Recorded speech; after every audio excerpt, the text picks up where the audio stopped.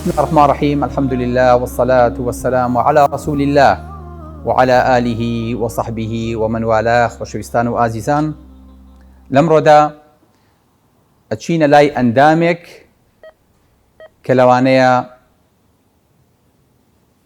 بەداخەوە لەوانەیە ئەندامێکی زیادە بێ و زۆر کارمان لەسەری پەکی نەکەوتە بێ، وەکو چەپەرەشڕا چ پێوە بی چ لێوە بی هەبێ و نەبێ بوونی وەکو یەکوایە. ئەم ئەندامە کەوتۆتە شوێنێکەوە بینی ڕیخۆڵە و کۆڵۆن و گەدە و شوێنی میزی و گورچیلە و کلکی پەنکریاس و یعنی هەر خۆشی شوێنەکەی پەراوێزە. لەبەرەوە من وەکو نەشتەرگەرێک هەر کەسێک حەزی لێ نییە و ئەندامی پێوە بێ و پێی وایە گەورەیە و قورسی کردووە و پێویستی پێ نییە و لی زیادەیە، ئامادەین ئینشاءڵڵا بە فری نەشتەرگەریەکەی بۆ بکەین. پێشەوەی کە ئەو بڕیارە بن با بچین سەیرێکی کار و فرمانەکانی بکەین. ئەو کاتە بڕیارە دەین بیهێڵینەوە یاخود لای بین. بۆ ئەبێ ئەم ئەندامە ئەو نەبێ بایەخ بێ، لەبەری کە ئەم ئەندامە ئەو نە ئەندامێکی فشەڵە لەگەڵ هەموو زەربەیەکە بۆ ناوسک و بۆ پەراسوەکان لەوانەیە بشکێت، لەوانەیە تێک بچێ، لەوانەیە تووشی نەزیف بێ. ئەمەیەکە زۆر جار ئەبێتە هۆی مردنی ئینسانەکان بەهۆی ئەو نەزیفەی کە لێ ڕوات. ئەم سەپڵە ئەگەر گەورە بوو ئەو کاتە سگ نایکێشێت و خڕۆکە سوورەکان و خەپلەکانی خوێن لە ناوە باد ناچارێ بەدەری بێنین. ئەیکەوادە سوودی چیە خۆشەویستەکانم؟ بۆ ئەبێ بیهێڵینەوە، بۆ ئەبێ ئەم ئەندامە لە لەشە دروست بوو بێ. بەڕێزەکانم، ئەم ئەندامە خۆی گەورە کە دروستی کردووە لە خوار و گەدەوەیە، یاخود لە شوێنێکایە کە بە گەدەوە نووساوە، وەکو خۆمان پێڵین سپڵی لاورک. بۆچی؟ دەبێت کۆکو شتێکی بێ ئەهەمیەت ئەگەر کەسێک بێخێر بێ لە کۆمەلگایە ئابۆ شێوەیە ناوە برێ، بەڵام بزانین سپڵی ئێمە هەروە بێخێرە یاخود ئەکرێشتی تی لە پشتەوە بێ. خۆشەویستەکانم، سپڵ 180 گرامە، درێژەکەی 10 تا 15 پانێکی لە شوێنێکی گونجاوە. خۆی گەورە شاردوێتەوە بە پەراسی 9 و 11. ئەگە پەراسۆکان شکان ئینجا ئەمە زەرەرێنێ، بۆی کە ئینسان دەسی پێنەگا. بۆری خوێنی بۆ بردووە. ئەزانی بۆری خوێنەکەی لە چێ؟ بۆری خوێنەکەی کۆیڵە، واتە ڕاز نییە، تۆزێ خواروخێکی تایە بۆ چکە بۆ ئەوەی کە وەکو واری تەلەفۆن مەجای کشانی هەبێ. گە مەجای کشانی نەبوایە تۆ نەتەتوانی پڕبەسکی خۆ ناو بخۆیت، چونکە بۆری سپڵت ئەکشا و ئەپسا، ئەو کاتە تووشی کێشا بووین. بۆیە خۆی گەورە وای دروست کردووە مەجای کشانی هەیە لەگەڵ گەدەیە. چەندەها بۆری خوێنی بۆ ئەچێ، چەندەها بۆری خوێنی لێتە دەرەوە. سپڵ لە حساسترین کاتا کە عملیاتەکەیت ئەگەر دەستێ بەم بۆری خوێنەوە نەبێ، کۆنتترۆلەکە و لەژێر دەست دەرچوو خوانەخواشە تووشی نەزیفێ بووی، لەوانەیە ژیانی ئینسانەکە لە دەست بچێت. ئەو نە حساسە، ئەو نەخوێنی بۆ ئەچێ. باشە بۆ ئەو نەخوێنی بۆ ئەچێ؟ لەبەرەوەی کە ئیشەکەی وایە. بەڕێزەکانم، ئەم سپڵی کە منوت و ئاوا ئەیبینین لە دەرەوە لە ناوە ژوورژوورە، ژوورێکیان تایبەتە پێوترێ واید بەڵب، ژوورێکیان تایبەتە پێوترێ ڕێد بەڵب، پێوترێ بەشی سوور پێوتێ بەشی سپی. بەشی سوور بۆ سوورە لەبەری کە خڕۆکە سوورەکانی تایە، ئەی بەشی سپی لەبەری خڕۆکە سپیەکانی تایە. بە ئیجباری هەچی خوێنی ئێمەیە ڕۆژانە ئەبێ ئەبێرەنیا تێپەڕێ. دوایی کە تێپەڕی ئەیان بەنە ژوورەکە ئاسان نییە. لەوەرە تەمەنە چەند بەڕێ کردووە، چەندێکە ماوە، چیو کردووە، هەڵگیری میکرۆب نیت ئادەی بێن لەو سکانە. ئەبێ بەناو دەرگای وایە چۆن کە ئەچیتە ناو مەتارە وەڵەن جاتاکە و دانێ ئەلێوانەوە با بەناو سکانەکەی تێپەڕێ. خۆش شتەکانە دانێ ئادەی هیچی پێ نییە، بگەڕێەوە ئیزارەکە لێیە جارێک تر خۆ پێڵاوکان داکەنە فەرموو. ئەم سپڵە ئاوا لە خڕۆکە سوورەکانە کات بەناو بۆریەکانی خوێنە تەسکاتەوە هەتاوەکو یەک دانی پێوە بچێ. اینجا لەو سەری شۆ ماکرۆفەیج و پۆلیسی داناوە هەر دانەیەکیانی بەدڵ نە بێڵاتی قەپێکی لە بگرن بێن نەدەرەوە، با لێرە نەبێ. ئەمە مردووە، ئەمە نزیکی مردنە، ئەمە هەڵگیری میکرۆبە، ئەمە هەڵگیری ئەنتیبەتیە، ئەمە بەکەڵکی ئەوە نایەت، ئەمە ئۆکسجینی پێ نەقڵ ناکرێ، ئەمە نەخۆشە، ئەمە ڤایرۆسی تایە. لا ئیلاهە ئیلا الله. ئەم سپڵە نەبێ ئەم لاشەی من و تۆ پڕ ئەبێ لە نەخۆشی خراپ. پڕ ئەبێ ئەم ڕەفانەی کە بینیوتانە پڕ ئەبێ لە موادی خراپ و ئەکسپایر لەبەرەوە کوالیتی کۆنتترۆڵی لاشە ئەمە ئیکا پێتان سیر نەبێ ئەمە دڵنیایی جۆرێکی لەشی من و تۆیە کە ڕۆژانە تەسفیە ناڵە وەڵالیش نەکە هات و خۆتان بشارنەوە نا ئەبێ مادەکان بچن بە ئیجباری بەسەر ئەمەیا تێپەڕ بن اینجا هەر شتێکیش لە لاشەیە نەخێر لە دەرەوەی لاشە ئەم سەیدە لە جوانەی کە ئیبینیت ئەگەر هەر مادەستیکەری پێوە نەبێ ئەلەن کاکەوە بە نقابەیە طیبایەتە نەپەڕیوە سەیدە لە ئەمی نەبینیوە کوالیتی کۆنتترۆڵ ئیجازەی پێ نەداوە چۆن ئەمە ئەفرۆشیت بەڵام بەداخەوە سپڵ ئەمە ناکە زان چیەکە سپڵ هەر مادەیەکی بەدڵ نەبێستیکەری لێیە ئۆپسۆنینی لێیە پێوتە ئۆپسۆنایزیشن یەک لەزگەی لێ داڵێمە بە کەڵکی بەکارهێنان نایەت لەبەرەوە لە هەر شوێنێکە پۆلیسێکی لێ هەڵکەوت جوندیەکی لێ هەڵکەوت حرەسێکی حدودی لێ هەڵکەوت لە نایەبات و کۆتایی پێێنێ لەزگە ئەدا لەوانەی کە بە کەڵک نایەن چونکە ئەسڵ وایە هەموو ئەندامانی لاشە بە کەڵک بێن ئەزانن لە یەک سانیەیە چەند خڕۆکەی سوور لە ناوە بە زان چەند خڕۆکەی ئەکسپایر کۆتایی پێدێ لەرنەیە لە یەک سانیە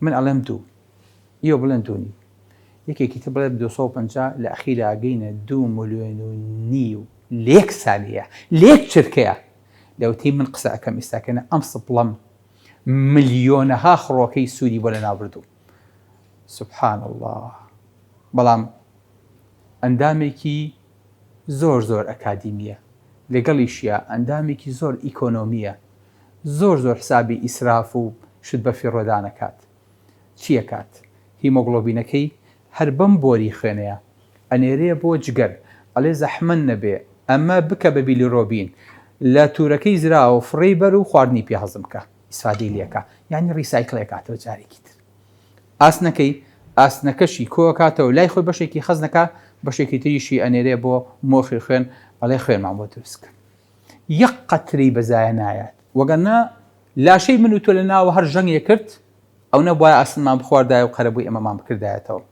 بۆیە بینی ئەندامێکە احتیاتی خۆی خستووە هەموو شتەکان زۆر زۆر بە جوانی ئەکات جگە لە مەشخۆشەویستەکانم ئەمە بەس ئیشی لە خڕۆکەی سوورە تەواو نەخێر لە 3 مانگی تا 6 مانگی لە مناڵە ئەمەیە کە خڕۆکەی سوور دروستەکە ئەمەیە خوێن بۆ مناڵ دروستەکە ئەمەیە گەشەی مناڵی ڕاگرت و گەورەیەکە خوای گەورە دەسی پێوەی بێ بەڵێ بەڕێزەکانم هەر ئەو نەو تەواو نەخێر ئەمە هەر خانەیەکی خڕۆکە سوورەکان خڕ بێ ناوی نەقوبا بێ حەماڵی باشی نەکرد بێ خۆی قەڵەو کرد بێ پێوتە سفیرۆسایت لەناوێ باڵێ بووە قەڵەویت بەخوا دیارە تۆ ژینی باش نەقڵ ناکەی یەکسەر پژمرێک دێت و لە نایەبات ئێمەش دەسەڵاتی ئەومان هەیە سپڵداماوەکە لە ناوە بین ئەڵین با خڕۆکە سوورەکان بسوڕێنەوە بە کەیفی خۆیان با خراپیش بن قەی ناقبوڵمانە بۆیە ئەم سپڵە کارێکی کردووە لە ناو لاشەیە سبحان الله ئەڵەی دەرزدا ئەدا ئەڵەی دەورەی هەیە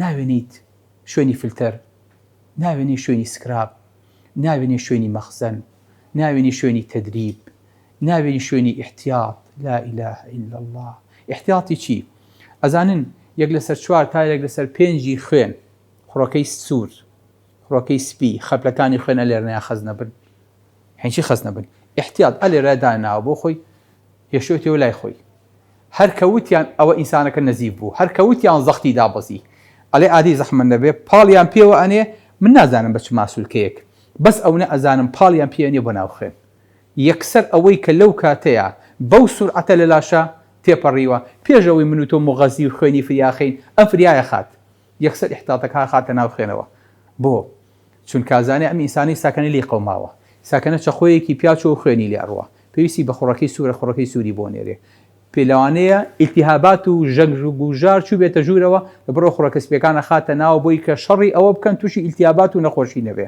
خەپلەکانی خوێن یەکسەر حازرەکات ئەلێ بچن خوێنەکە بگیرسێنەوە لا إله إلا الله ئەم بچیە ئەکرێ ئەمە لە عەقلی چیا هەیە ئەم احتیاتە لەم شوێنەیە دابنێ لەم پەنهانەیە بۆ کاتی ئەم باکەپە بۆ کاتی لێ قەومان بەکاری بێنی ئەمە ماڵی ڕەشە نا هەولێرەکان پێڵێن چیە پێڵێن چی خوا خۆتان بڵێن پێڵێن فاتە ڕەشە نەبەخوا ئەمە ماڵی ڕەش نییە، ئەمە ماڵی سپیە بۆ ڕۆژی ڕەش.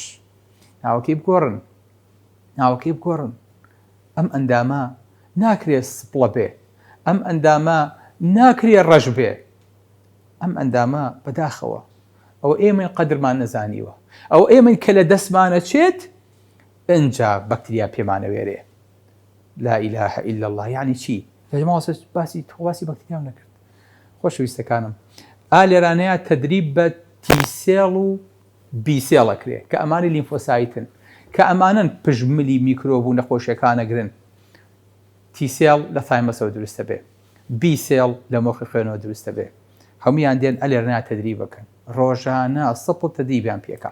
ئەلێ دژمنتانە، ئەوە دۆستانە، ئەوەتان خۆش بێ، ڕقتان لەوە بێ، ئەوە بگرن، ئەوە بەرڵاکن.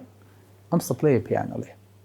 بۆیە ئەگەر ئەم سپڵە نەما ئینسان پێش خاستەتەن 17 ساڵی ئەبێ بەردەوام عیلاج بخوا بۆی کە تووشی ئیلتیهاب نەبێ. لەوانەیە بەسیترین ئیلتیهابی کوژێ، شتێکە پێوتێ OPSI Overwhelming Post-Splenectomy Opportunistic Infection. یعنی بە بەسیترین شێوە ئەو بەکتریا و ڤایرۆسانی کە پێشتر پێوێراین ئێستاکەنە بەبێ ئەمە پێی ناوێرین. ئەو باوکەمان ئەمرێ بەپێ ئەمە لەبەرەوە زۆر بە ئاسانی ئەبێ هەروتی سپلی نەماوە لە جیاتی ئەوەی کە بڵین بڕۆڕە ماڵەوە داخڵیکەین لە ICU احتیاطی بۆ بکەین، چونکە احتیمالی مردنی بەو نەخۆشیە لە 150 تا لە 170. سبحان الله. بەس سپڵ نەما بڵێ بۆ ئێستاکەنە محاولەکەین لەو پەڕی عەمەلیاتە، لەو پەڕی تەقین و برینداربوونی سپڵە بیپارێزین، بیهێڵینەوە. لەبەر بەشێکی سپڵا بین سە تورەکەی سپڵ پیا بووە، تورەکەیکەین بەسەریا بۆی کە نەزیفەکەی بۆ سێنین و سپڵا نەبین. ئەو نەپێویستمان پێیەتی. بۆیە خۆشەویستانم ئەم ئەندامە لەبەر گرنگی و لەبەرەوەی کە هەمووی خوێنە ئەبێ پارێزراو بێت، چونکە هەر لیکێک هەر درزێک لەم شوێنەوە لەم کەپسولەوە کارەسات بۆ ناوسکی ئینسانە خوڵقێنێ. لەبەرەوە لە کاتی ڕووداوە یەکەم شت کە سێرەکرێ سێری سەپڵ و جگەرەکرێ بۆی کە بزانین ئەم دوانە سەلامەتن. بڵێ بۆی خی گەورە وای پاراستووە 4 دانە حەبلی پێوەیە. هەوسەبێرەوە بڵێ حەبلێ بە ناوپەنجکەوە، حەبلێ بە گورچیلەوە، حەبلێ بە کۆڵۆنەوە، حەبلێ بە لا إله إلا الله. 4 دانە حەبل هەر هەمووی شەتەکی یاوە بۆ ئەوەی کە لە شوێنی خۆیانە جوڵێ بۆ چکە لە 1 دقەیە 300 مل بەس خوێنی بۆ ئەچێ. ئەم خوێنە زەرورە چکە خۆی هەر ئەندامێکی خوێنینە. ئەی لە گەورەیە کە خوێن نەما ئەنجا ئەم دەسەکە ئەبێتەوە بە مامالی خوێن. مامۆساوی شەشەکە بڵێ هەر کاتێک مۆخی خوێن شوێنەکانی تر بۆیە گەورە ئەبێ لە کاتێکا مناڵ خوێنی کەمەکە، چکە بۆ ئەم هەڵەسێ بە واجبی خۆی بێوەژنیەکە و لێیە قەومێ هەڵەسێت ئیشێکی تر زیاد لە ئیشەکانی تری شەکات. ئەی ئەگەر خۆی نەما ئەو کاتە ئیشەکانی خۆی بەجگەر و بە مۆخی خوێن و بە لیمفۆسایت ئەسپێرێ. لا إله إلا الله. یەکێکە لە ئەندامە گەورەکانی لیمف کە لیم بۆ ئینسان دروستەکە. وەما ئەدراکە مە لیمف. پێویست ناکە لەمە زیاتر عەرزی جەنابتان کەم، بەڵام ئەو نەبزانن ئەم ئەندامە هەروە سادە و ساکار نییە. ئەمەی کە ئێستاکەنە عەرزم کردن ئەمە بەشێکە لە ئیشەکانی. ئەزان ئێرە ئاسنتیا لە خۆیان خزنەکە، ئەزانن ڤیتامین ئەی تیا خزنە بێ، ئەزانن ئەم ئەندامە جوانە لە ناوەوە لە کاتی لاپرۆسکۆپیا کە ئێمە ناوسک بین بەکارەهێن و ئەیبینین. سوبحانەڵڵا ڕۆنەقێکی و نەجوانی هەیە، بەڵام تووڕەیە لە هەمان کاتە هەر ئینگلیزیەکەش لەوە هاتووە. سپلین یعنی ئەنگەر، یعنی نەی بەلامە، یعنی خەتەرم، یعنی دەستێ بەرم کرد تووشی نەزیفم کەی دوایی بە زەحمەت چاکەمەوە. لەبەر دوورکەوەرەوە شەڕم لێلایە باشەڕە لێلایە، ئیشی خۆمەکەم واز لێبێن تۆش ئیشی خۆ بکە. لەبەرەوە ئەم ئەندامە جوانانە پێمانەڵێ هیچ شتێک لە ئینسانە بەبێ مەبەستێکی گەورە، بەبێ کۆمەڵێک وەزیفە و ئەرک دروست نەبووە. هەر کاتێ لە کیسمان چوو ئەو کاتە کاڵک بە ئەژنۆشکێنین جاست دەکەین، شتێکی گەورەمان لەدەست داوە. هەر کاتێ سکیش سانیشکرایەوە بۆ بەسیترین شت کە دەرهێنانی ئەمەیە قەت نابێتەوە بە ئینسانێکی جاران، قەت تەسەوڕ ناکەن. هەر ئەندامێکە لە لاشەکەم کرد، یعنی بەشێک لە کەم ئەندامی غەنا بەسەر ئینسانەکە. بۆیە لە پشت ئەم ئەندامە جوانانی دروست کردووە بۆ ئەوەی کە قەڵغانێ بێ و قەڵغانێکیشی بە دەورا دروست کردووە و هەموو پێداویستیمانەوەی داوە بە ئینسان. بەڵێ ئەگەر سەیرەکەن نایبینن، بەڵام ئەگەر ورد بنەوە تێڕامێنن، ئەو کاتە پێتانەڵین ئەفەلا توبسیڕون، ئاخۆ نایبینن. لە کڵاو تا پێڵاو ساراوەیە کە زۆر جار بەکاری هێنین بۆ وەسفکردنی ئەو نەخۆشیانەی کە هەمانە. چۆ دێشێ؟